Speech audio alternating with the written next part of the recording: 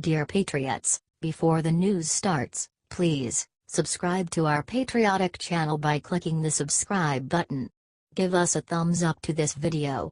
Don't forget to leave your opinion below in the comments section. Share the news on Facebook and Twitter so you friends see it. Thank you. Shulkin critic leaves White House to return to VA. Darin Selnick, a White House advisor and a top critic of Veterans Affairs Secretary David Shulkin, has left the Domestic Policy Council and will return to a post at the Virginia. Selnick announced the news on Friday in an email obtained by Politico. He will be replaced by Drew Janofsky, a legislative aide to Senator John McCain, Republican Arizona. His departure was cordial, planned and has nothing to do with Shulkin, a White House official said. President Donald Trump is reported to be unhappy with Shulkin's leadership at the VA and is considering his firing. Selnick was pushed out of the agency last year after butting heads with Shulkin over privatization of veterans' health services. At the White House, he began holding policy meetings without informing the VA secretary. Shulkin later told a confidant that moving Selnick out of the VA was his biggest mistake because he did even more damage from the White House. White House spokesman Raj Shah on Monday declined to respond to questions about Shulkin's future in the administration. Author Alan contributed to this report.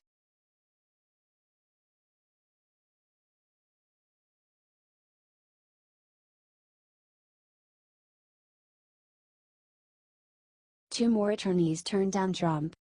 A pair of veteran white-collar lawyers have turned down President Donald Trump's offer to help lead his defense in the Russia probe, marking another setback for a legal team that's seen its numbers dwindle over the past week while it prepares for a potentially critical interview between the president and special counsel Robert Mueller.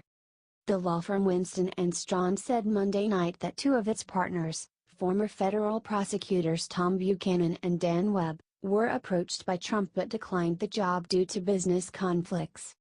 However, they consider the opportunity to represent the president to be the highest honor, and they sincerely regret that they cannot do so, the law firm said. They wish the president the best and believe he has excellent representation in Ty Cobb and Jay Sekulow. Trump's legal team is now led by Cobb, who is handling official White House matters in response to Mueller's investigation, and Sekulow, a conservative attorney and talk radio host who has been a public face of the president's outside legal team. Sekulow declined comment when asked Monday night about the president's attempt to hire Buchanan, a former assistant U.S. attorney in Virginia, and Webb, a former Reagan-era U.S. attorney from Chicago. Webb led the prosecution of Admiral John Poindexter during the Iran-Contra affair and later, as an independent counsel in 1989, cleared a George H.W. Bush White House aide of allegations he broke federal ethics laws in failing to repay a $5,000 personal loan. We are proceeding with our ongoing cooperation with the Office of Special Counsel, Sekulow said. Trump's legal team has had a rough week. Last week, it lost John Dowd, the president's longtime lead personal attorney, who resigned after the president tried to hire Joseph diGenova and his wife, Victoria Toensing. diGenova and Toensing had their own problems, and on Sunday, Sekulow cited conflicts of interest as the reason they were not joining the president's team. The couple are law partners and were already representing two other people in the Russia case, former Trump legal team spokesman Mark Corallo and Sam Clovis, a Trump campaign policy advisor. But a senior administration official told Politico that Trump's attorneys had pleaded with the president against hiring the couple not just because of the conflicts of interest.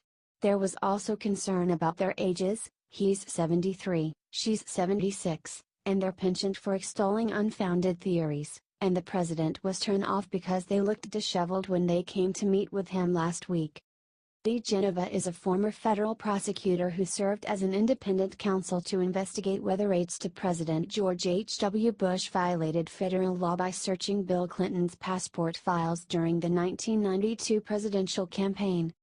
Trump has been getting informal legal advice from his longtime personal attorney Mark Kasowitz, a New York-based attorney who originally led the president's Russia response but stepped down last summer.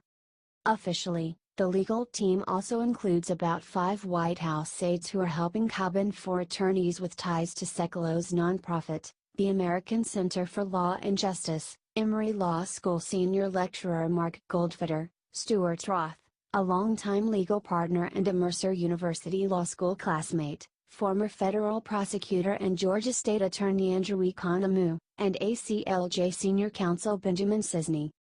But Trump lacks an experienced criminal attorney on his personal team, and he's been gauging interest for weeks from other prominent lawyers.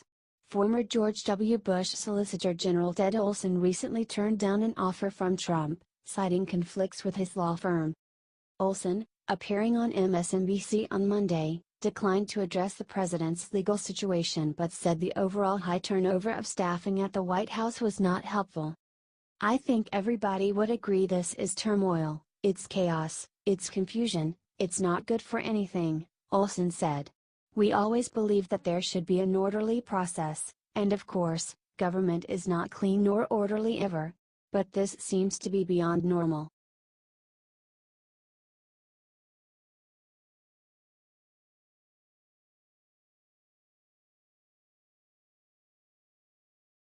NSC spokesman Trump admitted spy attack during Putin call to not tip off expulsions. A spokesman for the National Security Council said Tuesday that President Donald Trump did not discuss the nerve agent attack on an ex-spy in the U.K. during his call with Russian President Vladimir Putin because he didn't want to give them advance notice of his plans to expel their diplomats.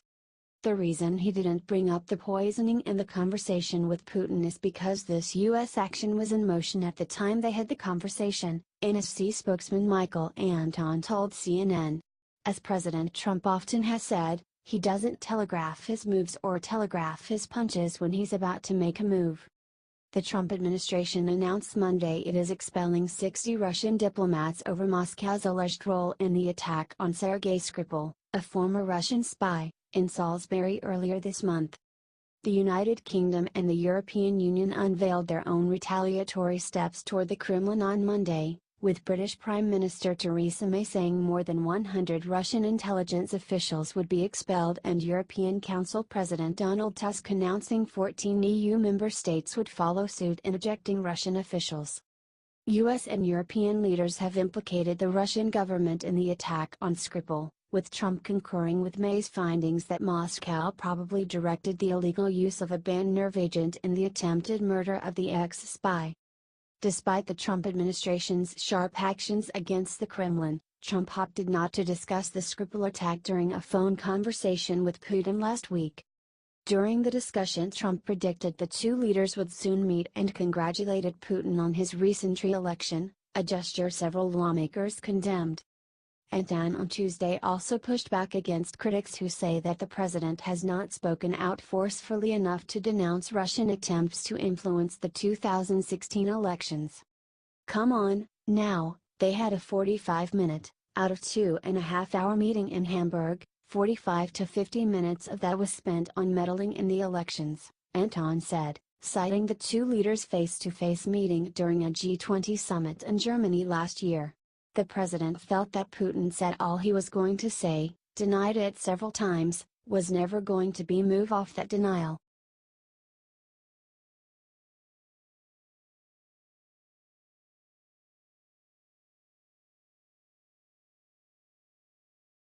Stormy Daniels' lawsuit against Cohen doesn't pass the smell test, his attorney says.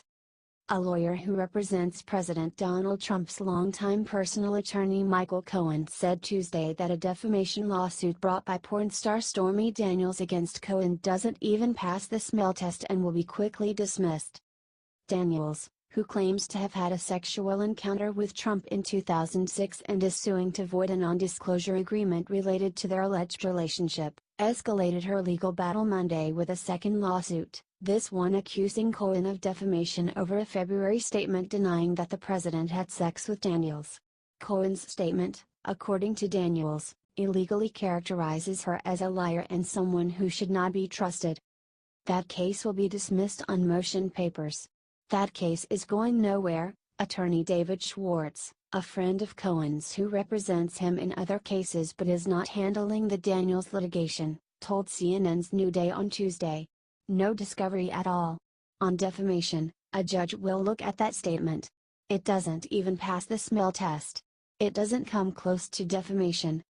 The legal buffoonery from Mr. Cohen and his friend continues. They know nothing about California law, which will control this matter, Michael Avenatti, Daniel's lawyer, said in a statement to Politico in response to Schwartz's comments on CNN. Has Cohen never tried a case to a jury verdict? And why does Mr. Cohen continue to hide behind his friend who is not even counsel in any of the cases in dispute? While Daniels and her attorney have waged a legal battle against Trump and Cohen, they have also pursued their case in the court of public opinion, most notably via Daniels' Sunday interview with CBS's 60 Minutes, a segment that generated the news magazine's highest ratings in years. Avenatti, who has himself been very active on the TV news circuit on behalf of his client, has publicly challenged Cohen and Trump, wondering aloud why they have not been equally vociferous in defending their version of the facts. But Schwartz said Tuesday that Cohen has every intention of going public with his defense, but not until the facts are settled by a court. He will come out in a big way on this case once the facts settle out in court. He will be all over the place and he will absolutely annihilate this guy, Schwartz said.